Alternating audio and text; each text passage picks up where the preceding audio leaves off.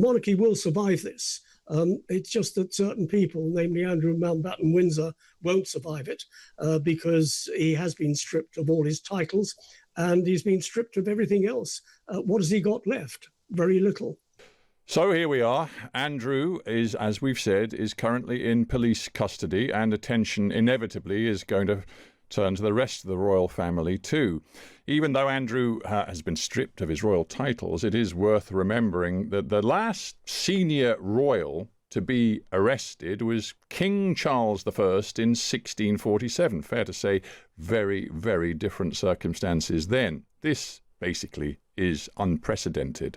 And in these times of intense scrutiny and media coverage, the public expect the monarchy to say something.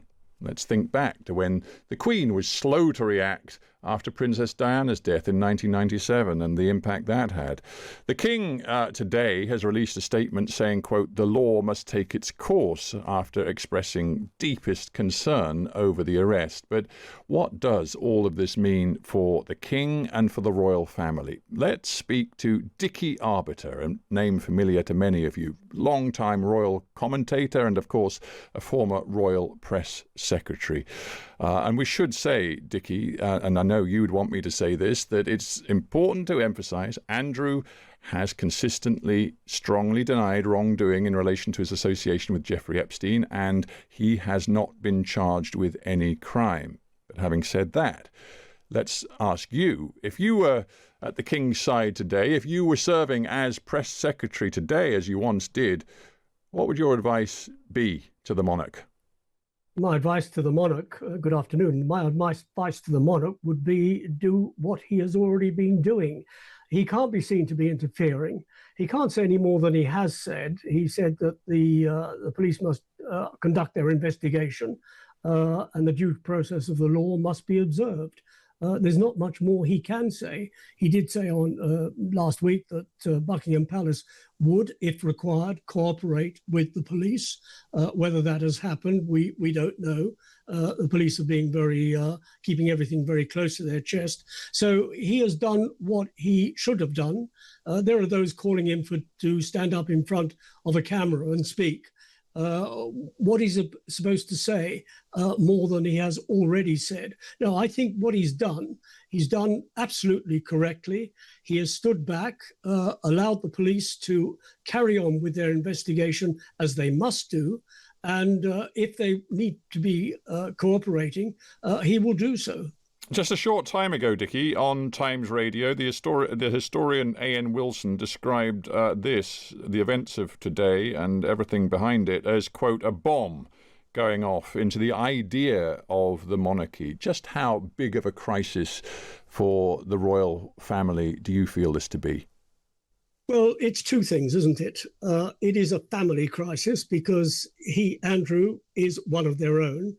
As a royal family, as an institution, I believe it will survive. It has survived other catastrophes. Take the 1936 abdication. People thought, oh, no survival of the monarchy there. But it did survive, and I believe the monarchy will survive now. The police are doing their duty. If there is a charge to be made, they will pass it on to the CPS. The CPS will arrange for a court hearing, and the court will decide whether Andrew is guilty or not guilty. I don't believe, as a lot of people are saying, it's the end of the monarchy. It's a knee-jerk reaction. The monarchy as an institution is strong. It's just that some of the people in it are weak, and one of them is being questioned by the police at the moment.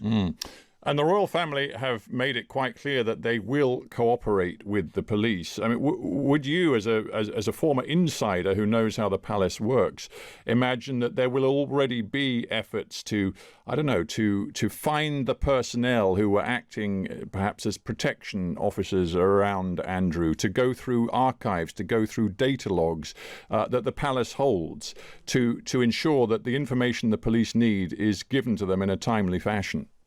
Well, firstly, the protection officers don't work at Buckingham Palace or for Buckingham Palace. They work for the Metropolitan Police.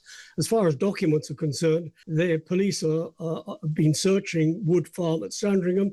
I understand they're probably searching Royal Lodge at Windsor.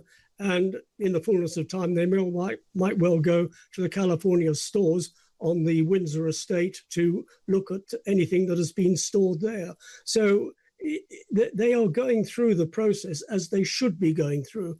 But as far as people are concerned, well, Andrew's private secretary, Amanda Thirsk, no longer works there, so the police will have to go and find her. They will also need to question civil servants, because Andrew wouldn't have had these documents unless they were given to him by civil servants. So there's another avenue of investigation. Just finally, Dickie, as a long-time observer of the royal family and formerly a member of staff inside the operation, if I can put it that way, does what has happened to Andrew Mountbatten-Windsor, does it surprise you? Are you amazed that it's gotten to this? I'm not amazed, knowing the man that I do know. He's arrogant, he's bombastic. Going back, and fear of repeating myself, the monarchy will survive this.